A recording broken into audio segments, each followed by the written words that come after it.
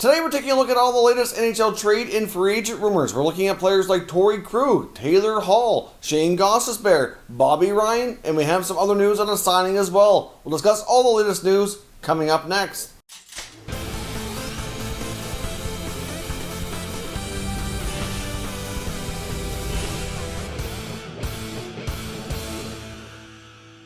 Welcome back to another video here at Top Shelf Hockey. Now, of course, the NHL playoffs have finally come to a conclusion. We saw last night the Tampa Bay Lightning are the 2020 NHL Stanley Cup champions. Victor Hedman was the Conn Smythe Trophy winner. The Lightning beat the Stars in 6 games, so certainly congratulations to Tampa. It's something that they really should have been expected to win for the last couple of years, so it's nice to see them break through and get that under their belt, and it's certainly going to be interesting to see how they handle their offseason moves, because they have a complicated offseason coming up here as well due to being really tight on the cap like many other NHL teams. Now, today's signing we have is the Nashville Predators signing a goaltender who was not drafted, Devin Cooley, from the University of Denver. He gets a 2-year entry-level contract. He's an American-born goalie, 6'5", and put up some pretty impressive stats at the University of Denver the last few years here. So he didn't play a lot last year because the season was stopped before it got too far along, obviously, just like the NHL. However, it looks like he could be a really interesting prospect for Nashville, who obviously have a guy like Pecorino getting older. Some concerns on whether or not UC Saros will be the long-time future starter or not. They do have some other goalies in the system, but certainly an area that they weren't real deep on. So this could be an interesting find for Nashville down the road.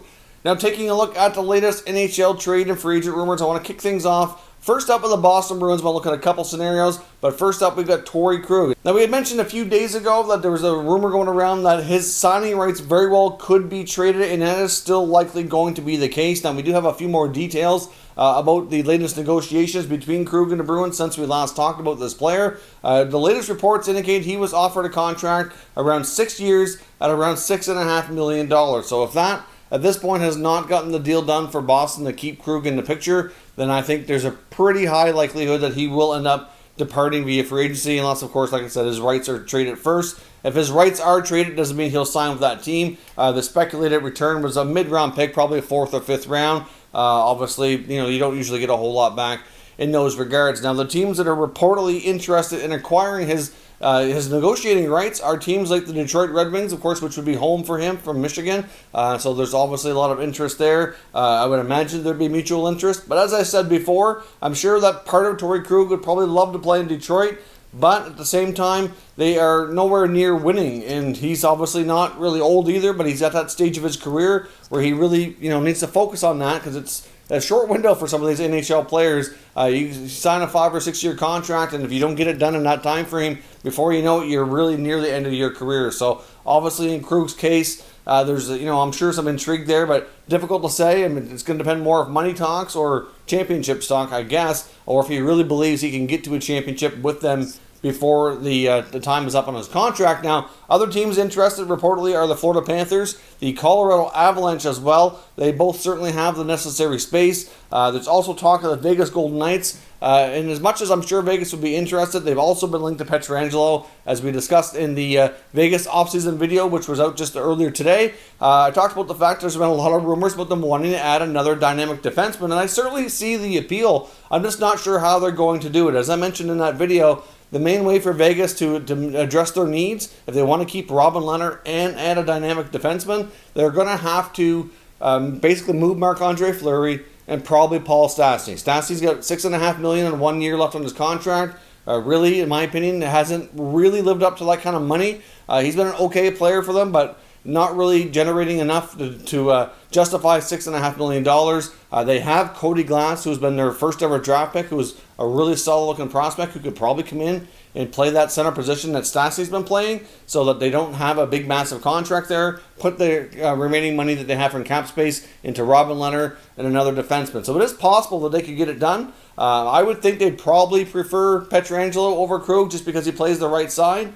But at the same time, if Pietrangelo doesn't work out, I don't think they would be opposed to going after Krug and kind of figuring that part out later. But we saw how good Shea Theodore was in these playoffs, about how dynamic he can be. He actually got a fair bit of love in the Norris Trophy voting as well. So, it's nice to see Vegas really kind of putting a push here for the blue line, because that's certainly a big area that has been good the whole time they've been in the NHL. They just haven't had that dynamic player back there. But they came really close to trading for Erik Karlsson before he ever went to San Jose.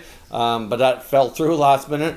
But anyways, we'll see what happens. But Vegas, again, in Torey Krug. So we'll see what happens here for his negotiating rights. But it's difficult to say when it's going to take place. The Bruins very well could hang on to those rights right up until we get down to like the last day or so. Like the earlier reports indicated, it could happen pretty much any time. Could happen today. Could be tomorrow. I mean, we don't technically have free agency until October 9th. We're going to have the NHL draft first a few days before that. So maybe we'll see something there. Difficult to say, but at this point, it's looking very, very likely that Krug doesn't return to Boston, and that one of those teams would be the most likely landing spot for him to get his rights traded and then likely signed afterwards. Now, staying with Boston, let's just assume here for a second that they did lose Torey Krug. Obviously, that would be a big blow to their back end and generating a lot of offense. We saw the Bruins run into some issues in this year's playoffs.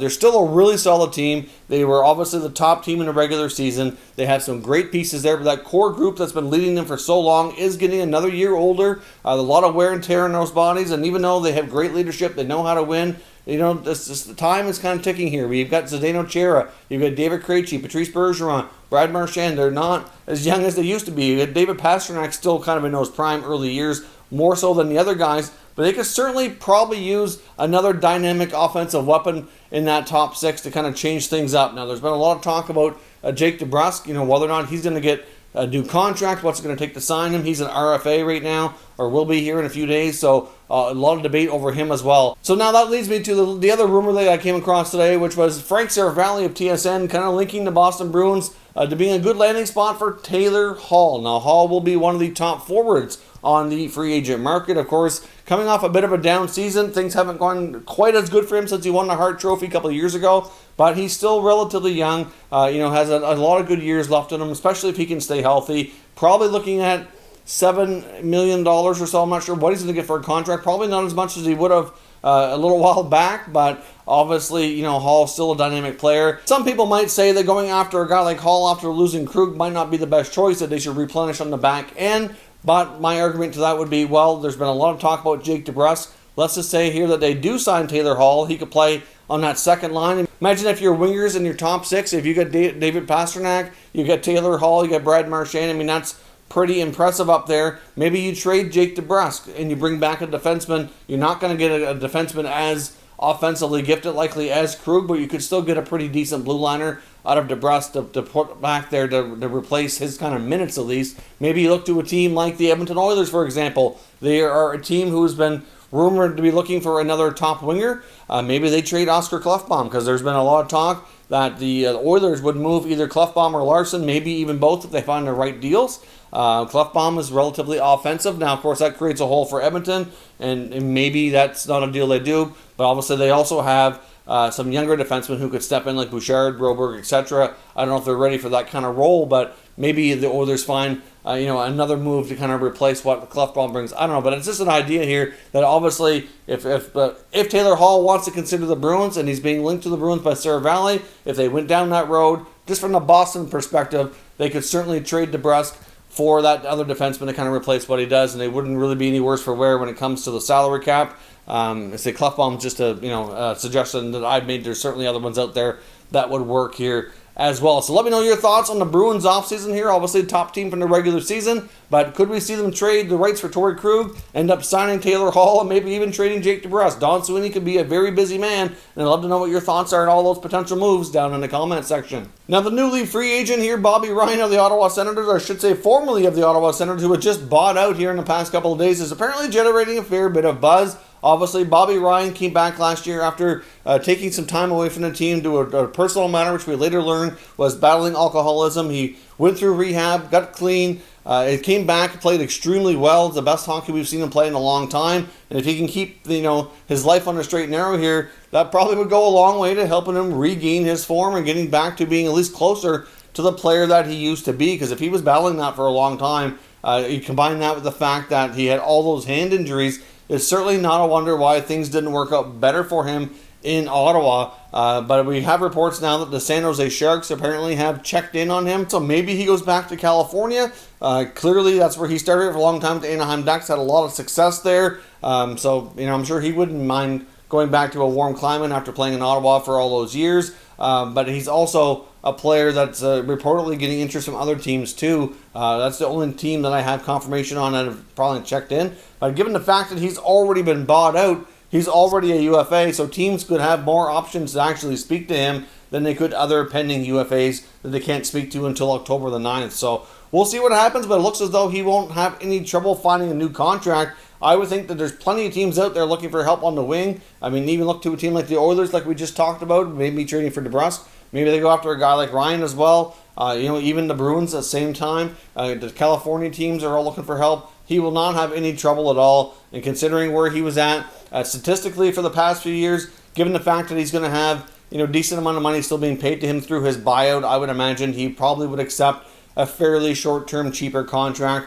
probably a couple $1 million a year at most, and we'll see what happens. But Bobby Ryan definitely will be back in the NHL in some capacity next season. Staying with the Senators here for a moment, there's a lot of talk about what they're going to do with their 2 high draft picks, number 3 and number 5 overall. Of course, yesterday we talked about a crazy, ridiculous trade rumor that they could be packaging up the number 3 pick with Brady Tkachuk to the Rangers to get number 1 so they can take Lafreniere. And I really don't see that happening, as we talked about yesterday, but it was getting a lot of mainstream attention, came from some reputable sources, so I wanted to talk about it, kind of weigh in. But obviously now, the Sens have had a couple of media availabilities between General Manager Pierre Dorion and his top scout Trent Mann, kind of giving a little bit of an idea of what they might do. Now, when it comes to number 3, they basically confirmed that they're going to take either Stützle or Byfield, whoever is not selected at number 2 by the Los Angeles Kings. So there's a lot of talk that Stützle will go to the Kings. If that's the case, they're going to take Byfield. But if anybody's looking for Ottawa to kind of go off the board and take something that's a bit of a reach or a crazy selection and nobody saw coming,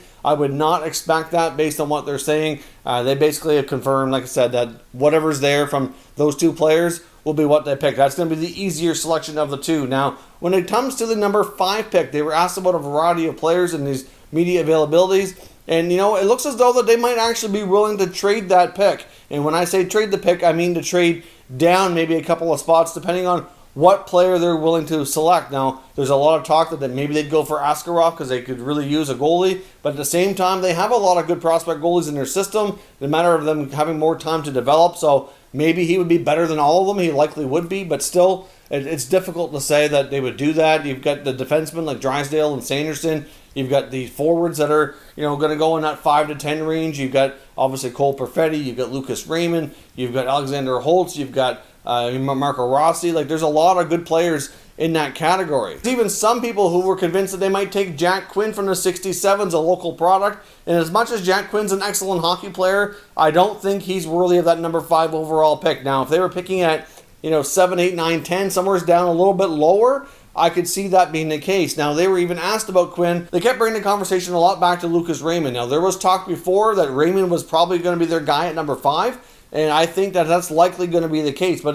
Trent Mann also said, though, that depending on what other teams are wanting to do and who they kind of zone in on, that they would be willing to probably trade down. If they can get the player that they really like and get an extra asset, of course you would do that. Maybe they get an extra second-round pick. Hard to say exactly what they do, but the Senators do appear to be open for business when it comes to that selection. They're not going to want to go down too much lower in the draft, but let's say that somebody else really wanted Askarov, or they really want Jamie Drysdale or Cole Perfetti or whoever's still there, of course, after the Red Wings pick at number 4, then they would be open to dropping down a spot or 2, maybe 3, whatever, get an extra asset in return, and then still get their guy. But to me, it looks as though they're zoning in on Lucas Raymond, and it's going to depend on how the other teams behind them feel about Raymond or who they might pick. So we'll see what happens, but expect the Sens to be very busy when it comes to the draft.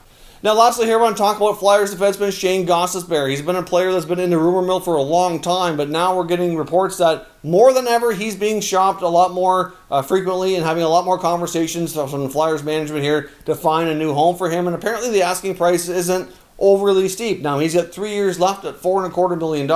this past year for the second year in a row was somewhat disappointing for him, but he did battle a lot of injuries, ended up having a surgical procedure done earlier in the year as well. I think it was a knee issue, so clearly that's going to impact his mobility, and a player like him really relies on his legs and his ability to move and be mobile out there to be effective. And if you're having issues, whether it be an ankle or knee or anything along those lines, that's really going to hinder your overall performance. So at this point, it looks as though that he is being shopped quite heavily, likely going to be on the move here. There's lots of teams out there looking for a left shot D. He's been linked to Montreal for a long time. I don't see that happening anymore, though, as I mentioned in prior videos. Now that I get Joel Edmondson, I don't see them acquiring another left shot D. If anything, they might trade one out.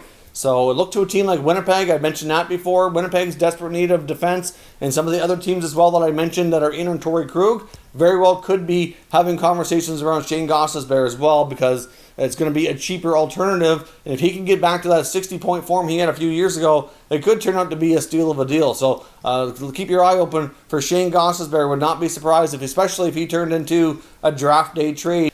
So those are all your rumors for today. Let me know your thoughts and opinions and everything discussed in the comments, and we'll discuss further. If you're new to the channel, consider subscribing and turning on your notifications so you don't miss any future content. And give this video a thumbs up if you enjoyed it. I'd appreciate it if you did. As always, thank you for watching, and I'll catch you next time.